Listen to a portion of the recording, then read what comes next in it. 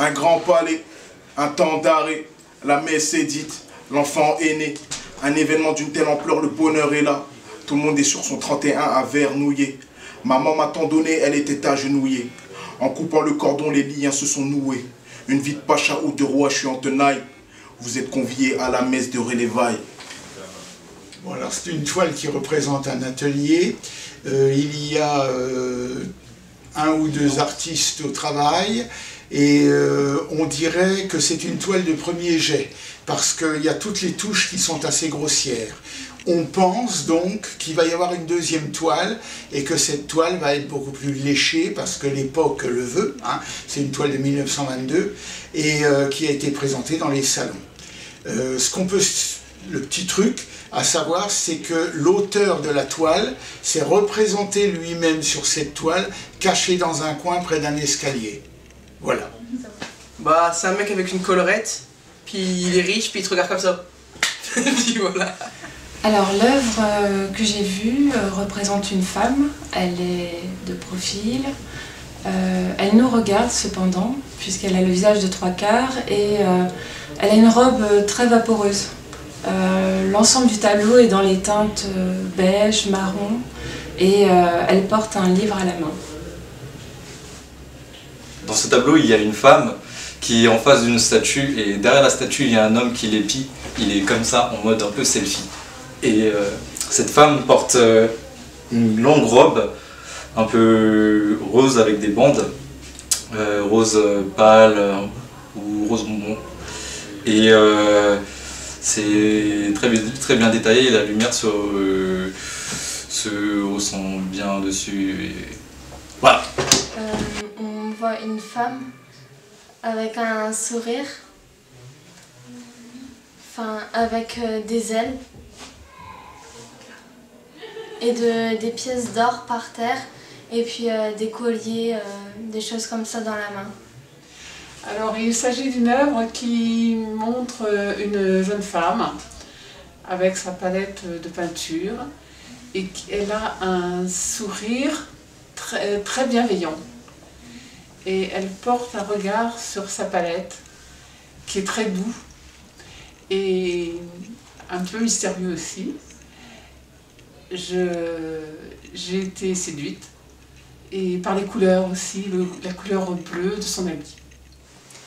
Donc l'œuvre décrite aujourd'hui, c'est une œuvre en triptyque, 3 tableaux accrochés les uns aux autres, 3 femmes dessus aussi, où on ressent la tristesse, l'absence. C'est un tableau assez noir, mais qui est plutôt intéressant, par l'expression justement des 3 dames au centre du tableau. Mon choix se porte sur l'architecture et tout ce qui comporte cette architecture. Déjà la façade architecturale elle est très intéressante avec ses colonnes, surtout quand il y a une fanfare devant.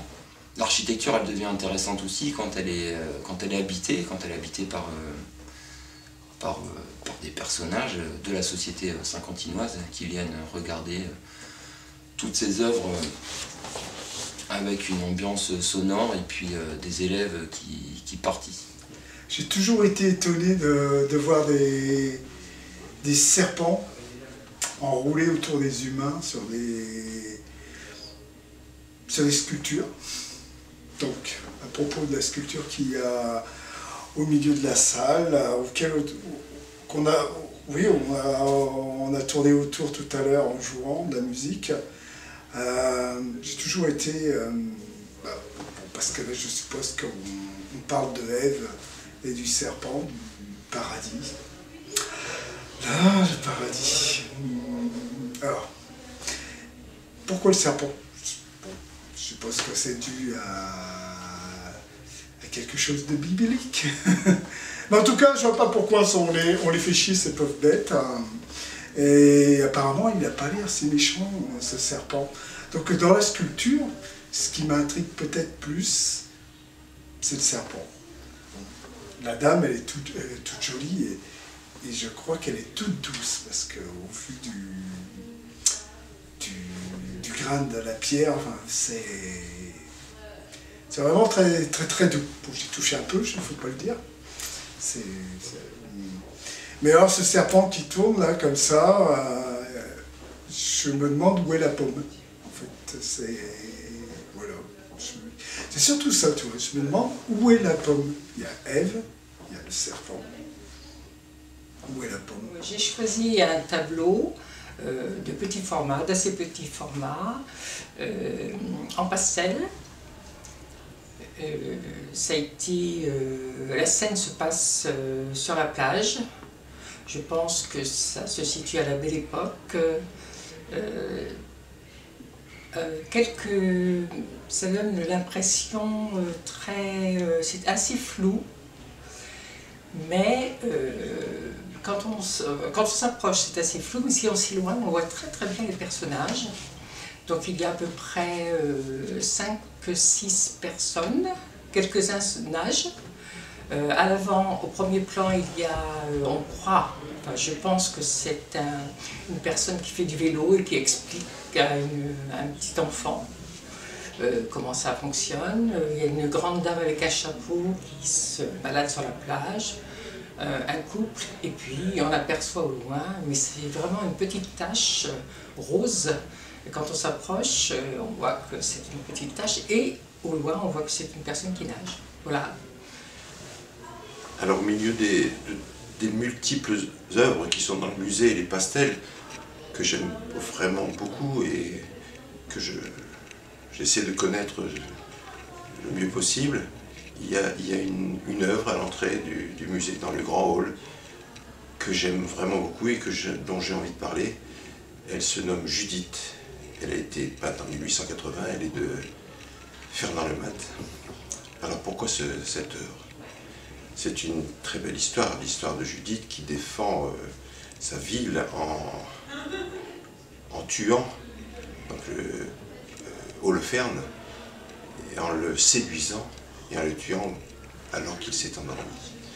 Mais au-delà de ça, j'aime beaucoup la version de cette œuvre du musée pour plusieurs raisons. D'abord parce que on représente toujours Judith qui tient la tête d'Holoferne dans sa main parce qu'elle a coupé la tête d'Holoferne. Là, c'est beaucoup plus délicat que ça. Elle est à côté de lui, elle l'a séduit et on va lui donner une épée avec laquelle elle va pouvoir donc le tuer. Donc ça se passe avant la plupart des versions qu'on a de Judith et Holoferne. Mais aussi, ce tableau est très grand. Cette Judith, pour qu'elle ait pu séduire, il fallait vraiment qu'elle soit belle pour qu'elle puisse séduire ce général Holoferne, et elle est magnifique. Elle est un peu nidudée. C'est un tableau qui a cette dose d'érotisme, de bel érotisme qui fait que on est visuellement attiré par le personnage et attiré par tout ce qui se passe autour, et d'un seul coup tout s'explique. Et toutes ces couleurs, cette lumière qui arrive sur le personnage lui-même, c'est assez envoûtant. Ça m'émeut à chaque fois. Et mon premier réflexe quand j'entre dans ce musée, c'est de regarder ce tableau, le regarder en détail. J'ai envie d'en connaître encore plus. Bon. Alors en fait, c'est un portrait d'une personne. On est attiré au départ par son sourire, son visage, qui donne envie de s'approcher. Et puis, c'est une personne qui tient des bouquets de fleurs. Il y a des fleurs autour d'elle, des roses. Et on se demande, parce qu'elle a des ailes, donc on peut penser que c'est un ange. C'est ça? C'est ça, ça a été ma première impression, c'est que je pensais avoir affaire à une fée, peut-être un ange. Mais en y regardant de plus près, on s'aperçoit que le tableau est un peu plus... un peu différent. Oui, parce qu'il y a des indices, en fait, on voit des flammes, comme quelque chose qui du feu. Et puis, à côté des fleurs, on a aussi un serpent. C'est vrai qu'on se demande qui s'enroule autour de la personne. Et c'est pas quelque chose de courant. On a des fleurs et puis on a beaucoup d'argent. C'est vrai que normalement, c'est pas avec les anges. Il s'agit d'une peinture qui représente une vallée au XIXe siècle. Et on est dans une ambiance de décembre, une ambiance froide avec une jolie lumière de fin de journée, un beau soleil rosé.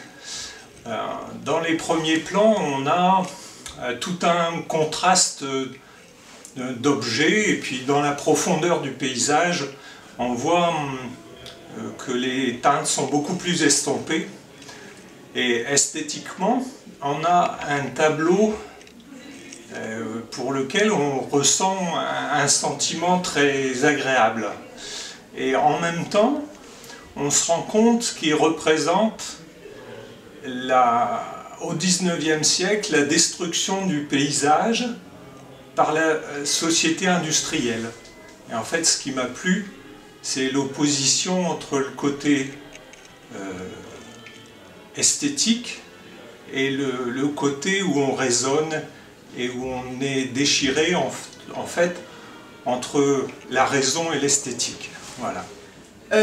Moi, je vois sur le tableau qui s'appelle l'abbé Hubert. Alors déjà le titre m'a interpellée puisque je connaissais le dîner des philosophes avec Hubert. Et ce qui me plaît également dans ce tableau, c'est de le voir en train de lire les essais de Montaigne.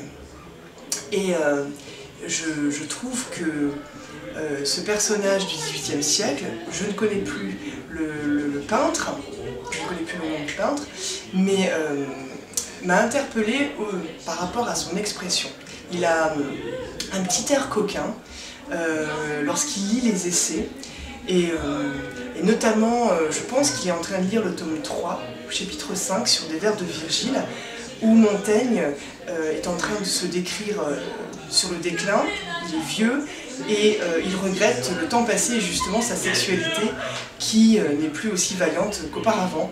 Et je pense que cet abbé, à la lecture de Montaigne, et notamment de Virgile, eh bien,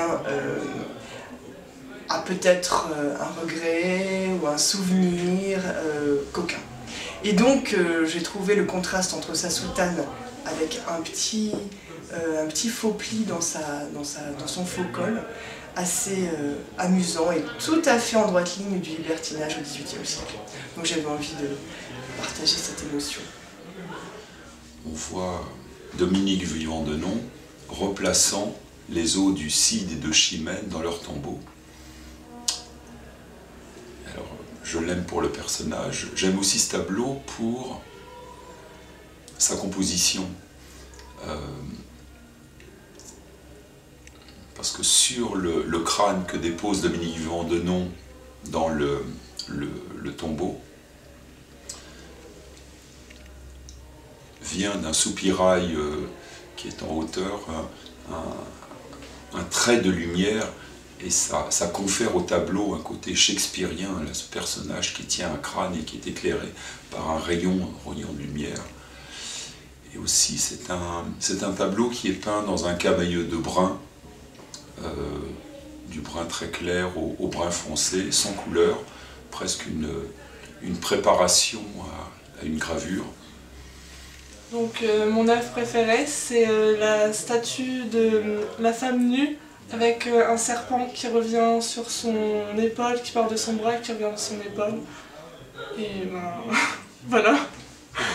Alors moi j'ai choisi un tableau de André Lotte, 1885, qui veut retracer une phase de jeu probablement de rugby.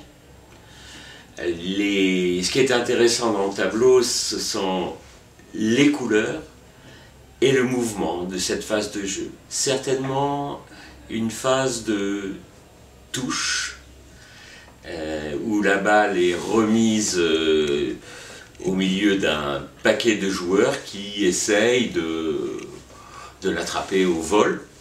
Et donc ça donne au tableau tout un mouvement et intéressant.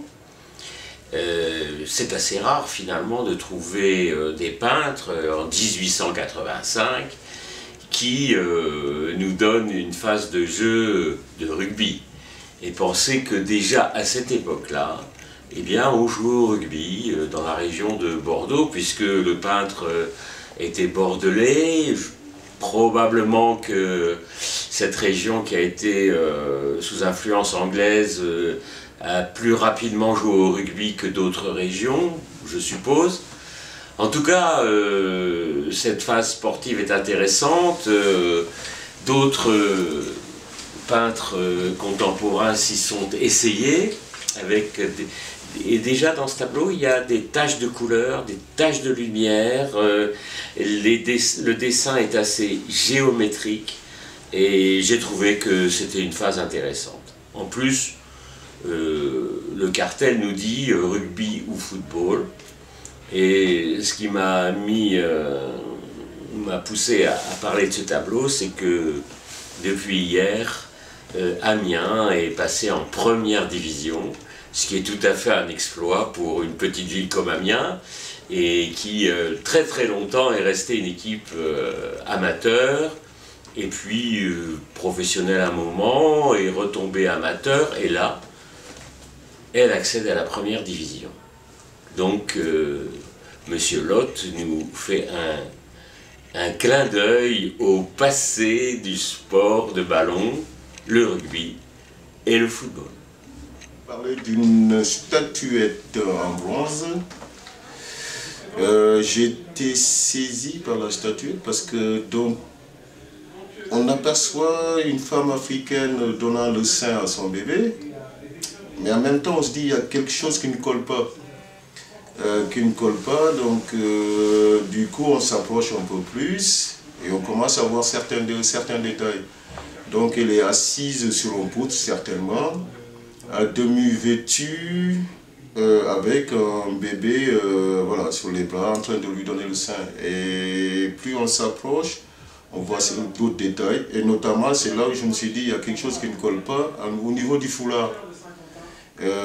Africain que je suis, je pense connaître, en tout cas avoir vu un certain nombre de foulards, et là je me dis que ça ne peut pas être un foulard africain, c'est plutôt européen. Voilà, donc du coup c'est plus une représentation qu'une sculpture d'une femme africaine. Voilà. Donc j'apprécie cette œuvre parce que j'aime bien tout ce qui est d'époque 1600-1700, et ça représente bien le pays. Et donc ouais, j'aime bien le style de peinture que c'est par rapport aux couleurs et la mise en valeur justement du roi par rapport à tout ce qu'il y a à l'arrière, à l'arrière-plan en fait. Ce soir, je vais vous parler d'une œuvre d'art, Narcisse, d'accord? Si je vous dis, narcissisme narcissique, condamné par Vénus à se trouver magnifique. L'Ériopée était sa mère, son père était ses fils, Dieu du fleuve qui aimait tant son fils. Penché sur son reflet, désespéré de ne pouvoir l'atteindre, une flamme d'un amour pour soi, impossible à éteindre.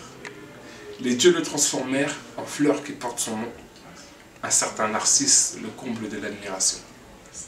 Oh, Madame Satan, c'est une femme avec des images de serpents, de luxure, de jeux, et c'est trop une image hyper érotique, super rouge et tout, et j'adore ce genre de thème.